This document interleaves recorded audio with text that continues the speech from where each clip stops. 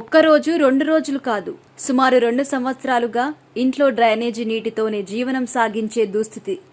ఇదెక్కడో మారుమూల ప్రాంతమో లేక స్లమ్ ఏరియానో కాదు. పెద్దపల్లి జిల్లా రామగుండం కార్పొరేషన్ పరిధిలోని 7వ డివిజన్ ఉదయనగర్లోని సింగరేణి క్వార్టర్స్ పక్కన ఉన్న ప్రైవేటు ఇళ్లల్లో జీవనం సాగిస్తున్న వారి దుస్థితి. ఎంతో దయనీయ పరిస్థితుల్లో వారు జీవనం సాగిస్తున్నారు. వృద్ధులు, చిన్నపిల్లలు డ్రైనేజీ దుర్గంధంతో ఎన్నో అవస్థలు పడుతూ అనారోగ్యాలకు గురవుతూనే కాలం వెల్లదీస్తున్నారు. తమ ఇళ్లకు పూర్తి స్థాయి డ్రైనేజ్ వ్యవస్థను ఏర్పాటు చేయాలని ఎన్నిసార్లు సంబంధిత అధికారులకు మొరపెట్టుకున్నా కూడా పట్టించుకునేవారు లేక అల్లాడుతున్నారు. గత ప్రభుత్వంలో ఎన్నోసార్లు అధికారుల చుట్టూ తిరిగినా చూద్దాం చేద్దాం అన్నారే కాని సమస్యను మాత్రం పరిష్కరించలేదని బస్తీ వాసులు వాపోయారు. ఎన్నికల సమయంలోనే మేము గుర్తుకు వస్తున్నామని, మా సమస్యలు మాత్రం ఎవరికి పట్టవని ఆవేదన వ్యక్తం చేశారు. సమయానికి ఇంటి పన్ను చెల్లించకుంటే నోటీసులు పంపించడం తెలుసు కానీ సమస్యను పరిష్కరించడంలో అధికారులు నిర్లక్ష్యం వహిస్తున్నారని ఆగ్రహం వ్యక్తం చేస్తున్నారు. మా పరిస్థితి ఎమ్మెల్యే మక్కన్ సింగ్ రాజ్ ఠాకూర్ దృష్టికి వెళ్లాలనే మీడియాతో మా గోసను వెళ్లబుచ్చుతున్నామంటూ మహిళలు కంటతడి పెట్టుకున్నారు.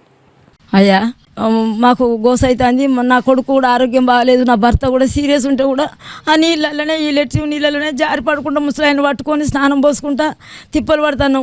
సింగరేణి జిఎం ఆఫీస్కి పోతే కూడా వాళ్ళు సార్లు వేరే సార్లు అంటారు కదా, ఏంటిదమ్మా మీకు ప్రైవేట్ వాళ్ళకు లేదు, మా వాళ్ళకు లైన్ కలపనీయమంటారు. మేము తినకనైనా ప్యాక్ వాళ్ళకు జాము కావద్దని 1000 ఇస్తాను, ఇస్తే కూడా మాకు చేస్తలేరు.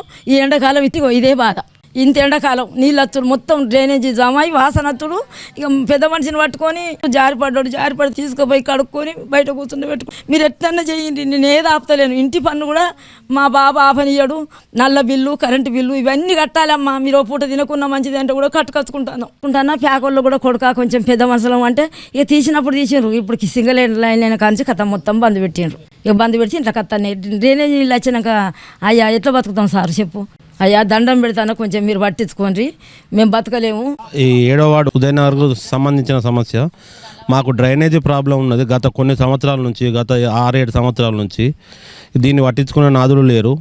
ఎందుకంటే మాకు ఇది వర్షాకాలం అని కాదు, ఎండాకాలం కూడా మాకు ఇళ్ళకి వాటర్ వస్తున్నాయి. మేము ఇండ్లు కట్టుకొని గత 30 సంవత్సరాలు అవుతుంది.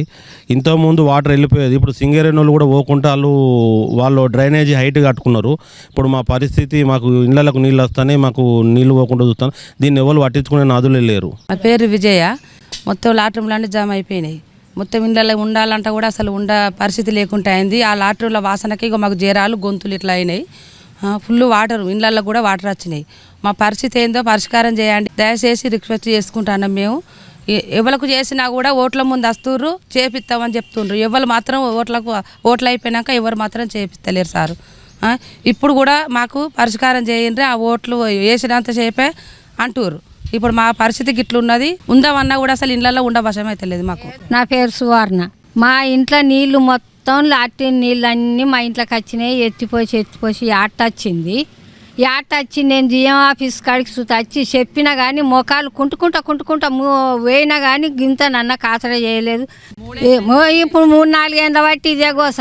ఏమన్నా అంటే లాట్రిన్ వాళ్ళు అడుగుతుంటే ఏందమ్మా నీతోటి ఏందిపా, నీవు వచ్చి మాట్లాడుడేంది, పట్టించుకుంటలేరు. మేమేం చేయమంటున్నామమ్మా అంటారు. ఇది చేపిస్తా అనుకుంటే చేపించడే లేదా, ఏం చేసుడు. ఇక లేట్రిన్లు బాగా జమ అవుతున్నాయి. వర్షం అయితే ఇంట్లో ఉండలేకపోతున్నాం. మీదికి వస్తున్నాయి, వాసనకు వశం అయితే లేదు. ఇక అందరికి ఒకరికి మీ నీళ్ళు వస్తున్నాయి, మా నీళ్ళు వస్తున్నాయి, లొల్లి రామాయణాలు అవుతున్నాయి. ఇట్లా ఓట్లు వేసి వచ్చినావు, ఆ ఓట్ల వాళ్ళు వచ్చి చేస్తున్నామంటారు, రారు. వాళ్ళు లేట్రిన్ వాళ్ళు అడిగితే డబ్బులు తీసుకుపోతారు, వాళ్ళు ఏం చేస్తలేరు. జ్వరాలు వస్తున్నాయి, ఆరోగ్యాలు బాగుంటలేవు. ఇక్కడ పోయి మాట్లాడినాం, ఎవరు పట్టించుకుంటలేరు. మీకు దండం పెడితే కొంచెం చేయండి. ఇంకా ఎంతగానే అయితే ఇక చెప్పలేము. తిరుగుతున్నాం, ఏం ఆఫీస్కి పోయినావు, ఆడికి పోయినా ఈడికి పోయినా ఎవరైనా సరే అంటారు, ఎవరు పట్టించుకుంటలేరు. నా పేరు లక్ష్మి.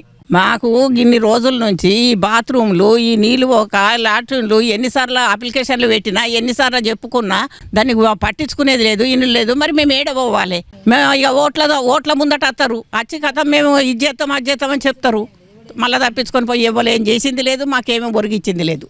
మా సాగు మమ్మల్ని దమ్మని వదిలేస్తారు. మరి పెద్ద మనుషులు ఎడబోతారు, మరి ఎట్లా ఏం కథ అన్నది కూడా ఆలోచిస్తలేరు. మా కోసం ఒక ఓటు కోసమే ఆలోచిస్తారా? ఇంకోడు అతడు గదే చెప్తాడు, ఇంకోడు అతడు గదే చెప్తాడు, గదే పనిగా. ఇంకా వేరే ఏం లేదు అక్కడ. మాకు ఒరిగింది ఏం లేదు. వాళ్ళైతే మా దండుకొని అయితే వాళ్ళైతే ఇది అవుతారు. లాట్రూమ్లు జామ అయ్యి మాకు ఇళ్ళల్లో కాదు గలమ రాకత్తన్నాయి. మేము ఏం చేసుడు? మాకు అటు రాకుండా చేసారు సింగరేణులు. మేము ఇంటి పన్ను కడుతున్నాం, మేము కరెంటు బిల్లు కడుతున్నాం, మేము అన్నీ చేస్తున్నాం. మేము చేసేందుకు మమ్మల్ని ఇంత గోస పోసుకుంటారు 3-4 ఏళ్ళ. మేము ఎక్కడికి పోతాం? ఆరోగ్యాలు బాగుంటాయి. మేము ఆసుపత్రుల చుట్టూ తిరుగుతున్నాం. సూతిరి కదా మా ఇంట్లో నీళ్ళు ఎట్లున్నాయో. నీళ్ళు పట్టుకునే కడసలో మంచులు పట్టుకోకుండా ఇది ఉన్నది ఆడ. మా గురించి ఆలోచించడం. రేపత్తాం మా పత్తాం గివే బొంకుడు గివే చేసుడు.